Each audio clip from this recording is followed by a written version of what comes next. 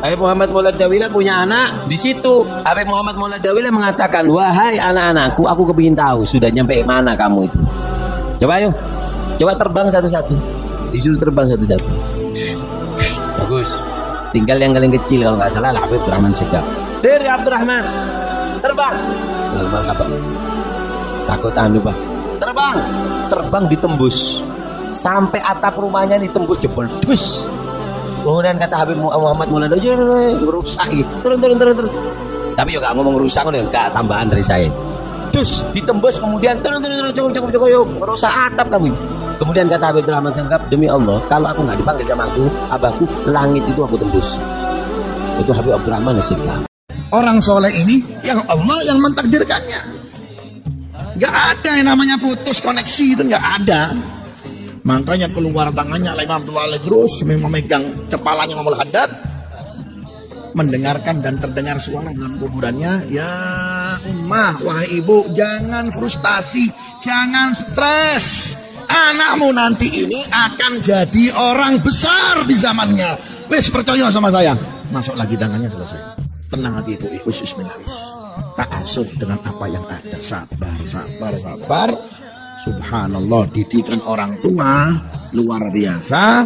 Gak lama dari situ, umurnya sekitar 5 tahun sudah hafal Quran. Ya, bukan main YouTuber-an. Sudah hafal apa? Quran. Umur 7 tahun, sholatnya 200 rakaat. Kita akan memperingati haulnya Al-Imam Syekh Abu Bakar bin Salim, imam besar di zamannya, wali di zamannya yang luar biasa. Sampai disebutkan dari salah satu kemuliaannya Al-Imam Syekh Abu Bakar bin Salim, orang yang hidup di zamannya semua dosanya diampuni oleh Allah.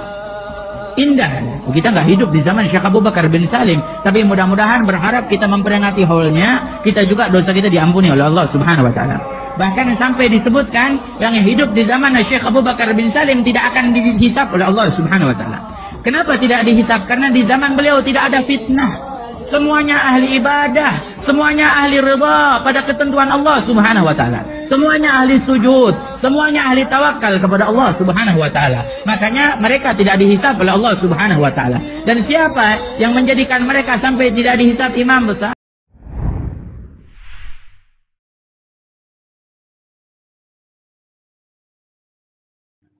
Bismillahirrahmanirrahim. Assalamualaikum warahmatullahi wabarakatuh. Alhamdulillah hamdan katsiran thayyiban mubarakan fi kama yuhibbuna wa yarda. Wassalatu wassalamu ala Rasulillah wa ala alihi wa ashabihi wa man tabi'ahum bi ihsanin ila yaumil ba'd.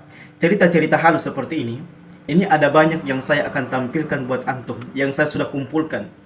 Dan hampir kalau saya buka media sosial, apakah di YouTube, di Facebook, muncul orang-orang seperti ini yang kemudian berani enteng berdusta, berbohong atas nama Nabi SAW, dan orang-orang yang mereka anggap sendiri di kalangan mereka sendiri habaib keturunan Nabi SAW yang memiliki karomah spesial yang tidak dimiliki oleh orang-orang awam.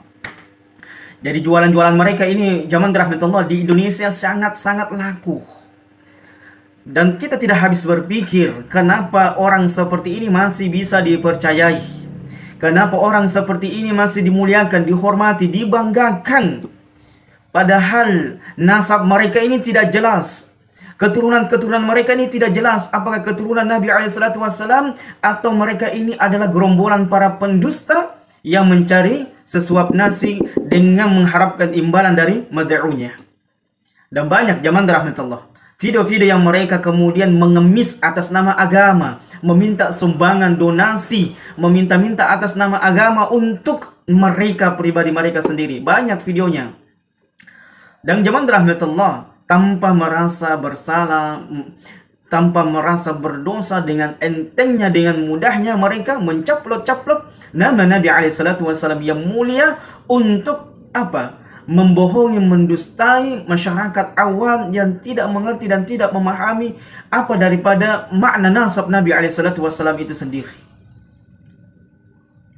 Dan sebenarnya zaman rahmatullah, tanpa kita membantah, tanpa kita mendatangkan dalil Quran dan sunnah Nabi SAW, cerita halu ini kalau kita memiliki akal sehat akal yang dibawa di belakangnya, di depannya dalil Quran dan Sunnah Nabi SAW, maka secara otomatis kita akan mengetahui dari semua apa yang mereka ucapkan, dari semua apa yang mereka utarakan, dari semua apa yang mereka pasarkan, ini tidak ada kebenarannya sedikit pun, secuil pun. Maka bagaimana jamaah rahmatullah kita bisa memuliakan, menghormati, menghargai orang seperti ini? Wa mithluka huna uluf. Dan orang-orang seperti ini jamaah rahmatullah yang bermuka wajah Arab ini banyak. Jangankan wajah Arab, jangankan Arab yang merupakan Arab belesteran. Orang Arab asli saja di Saudi Arabia. Ini orang-orang seperti ini mereka tidak laku. Mereka tidak laku di Arab Saudi. Orang seperti ini mereka tidak laku di Mesir, di Yordan, di Qatar. Hanya laku di Indonesia karena kita mudah dibodoh-bodohi orang seperti ini. Kita mudah dibodoh-bodohi, ditipu orang seperti ini. Di Arab Saudi, di negara Timur Tengah yang lainnya, mereka orang-orang seperti ini nggak laku. Kalau mereka ke Arab Saudi tidak ada yang anggap mereka, karena mereka tidak berani berdusta. Saya keturunan Nabi SAW. Pasti mereka diinterogasi. Di sini laku. Di sini mereka dimuliakan, dibesarkan, dibanggakan, diberikan dunia untuk mereka, dihormati, dicium tangannya, dicium kakinya. Seolah-olah kita ini adalah manusia yang rendahan. Padahal ente semua harus tahu, inna akramakum indallahi atqakum. Sesungguhnya orang yang paling mulia di sisi Allah adalah orang yang paling bertakwa kepada Allah. Jadi walaupun mungkin ya, andai kata mereka ini memiliki nasab kepada Nabi SAW, maka nasab ini tidak memiliki manfaat. Saya ulangi lagi. Ya, ini saking gergetannya kita jamaah rahmatullah dengan keadaan orang-orang seperti dan keadaan kaum muslimin yang terlalu membanggakan mereka, menghormati, memuliakan, memberikan mereka secuil dari dunia. Saya ingin sampaikan, saya ulangi lagi. Andaikan ada di antara mereka nasabnya langsung kepada Nabi SAW, memiliki nasab kepada Nabi SAW, DNA-nya ada di antara Nabi SAW, di darah-darah mereka. Kalau mereka tidak bertakwa, kalau mereka fajir, mereka kafir, mereka munafik, maka nasab itu tidak berarti, tidak bermanfaat untuk mereka. Karena Nabi SAW banyak hadis menyampaikan kepada Fatimah, anaknya langsung, yang memiliki nasab jelas kepada Nabi SAW. Nabi senantiasa mengingatkan, wahai Fatimah, beramallah engkau, wahai Fatimah. Sesungguhnya saya tidak bisa memberikan syafaat engkau pada hari kiamat kecuali dengan engkau beribadah, bertakwa kepada Allah. Apatah lagi kalau taruhlah misalnya mereka memiliki nasab yang jauh. Atau mungkin nasab ini nasab kedusta, kebohongan. Mereka ini keturunan Nabi SAW atau keturunan para gerombolan pendusta. Dan memang kita harus tegas jamaah rahmatullah, karena mereka ini banyak merusak akidah, merusak amalan, membuat amalan-amalan tertentu dipasarkan, dijual belikan, tongkatnya, tisunya, air liurnya, bekas makanan mereka. Na'udzubillah. Sungguh sangat pembodohan jamaah rahmatullah yang dilakukan oleh orang mereka ini untuk dihormati, dimuliakan.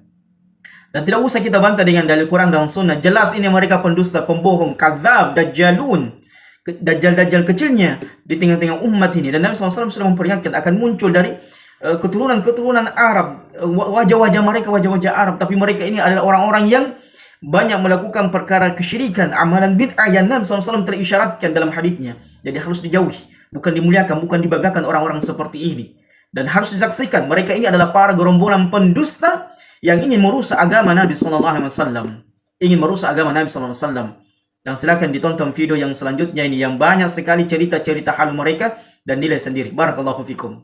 Kuku yang disunahkan itu Senin, Kamis, Jumat. Selebihnya jangan. Orang yang potong kuku di hari Selasa akan dimiskinkan oleh Allah. Orang yang potong kuku di hari Rebo punya penyakit nggak bakal sembuh.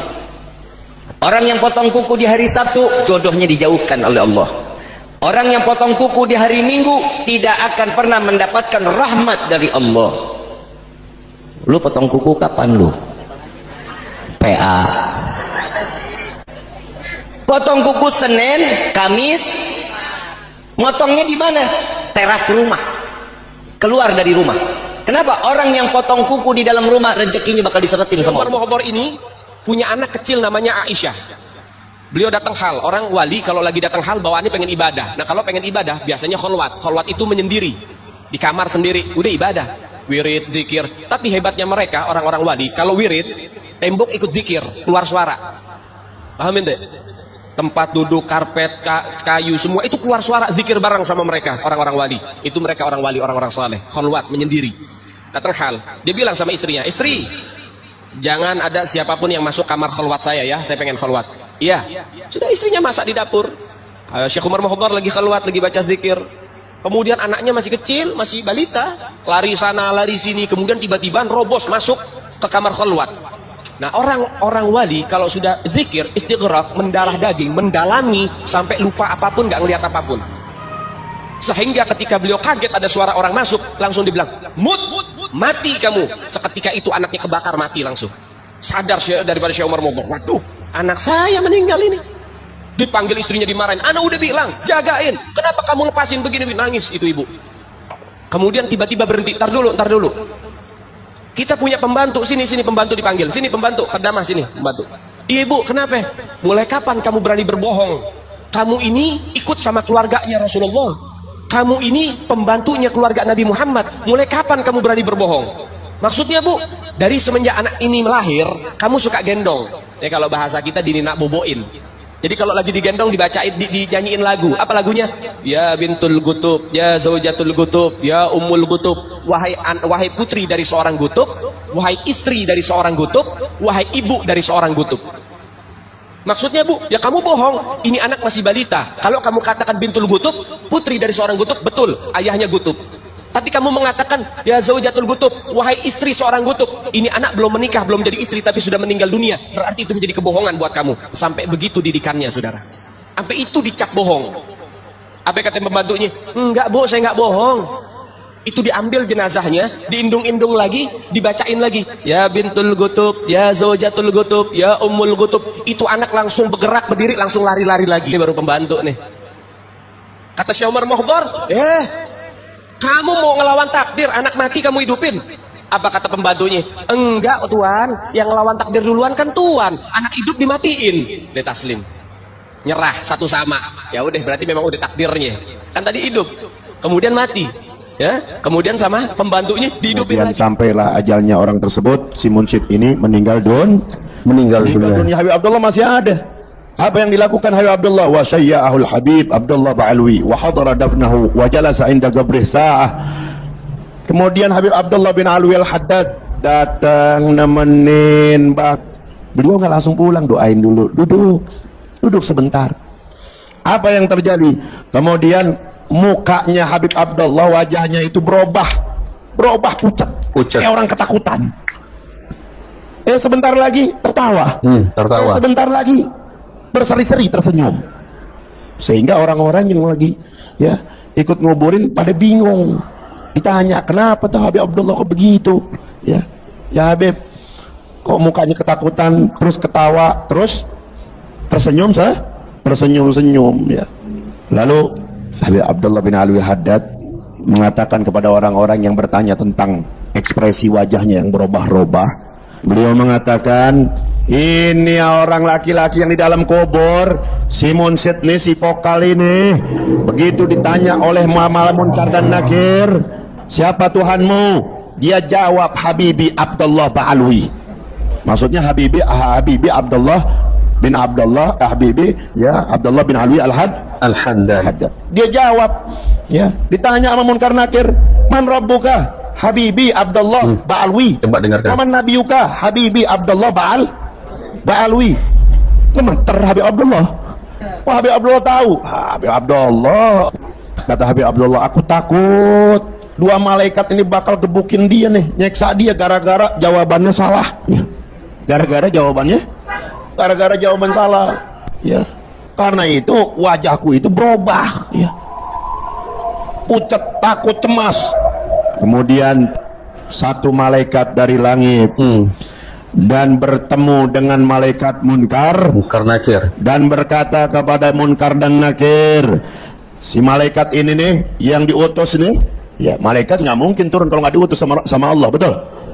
Malaikat turun, kemudian berkata kepada malaikat Munkar dan Nakir, apabila si laki-laki tersebut, si laki-laki itu berkata kepadamu, Habibi Abdullah Ba'alwi, Munkar Nakir, kalian katakanlah kepada dia nih, si laki-laki, marhaban bika, selamat datang denganmu, wa bihabibika Abdullah Ba'alwi, dan dengan Habibmu, kekasihmu Abdullah Ba'alwi lihada farihtu wa dhahiktu, dan karena ini nih aku tertawa dan tersenyum. Shallu ala nabi.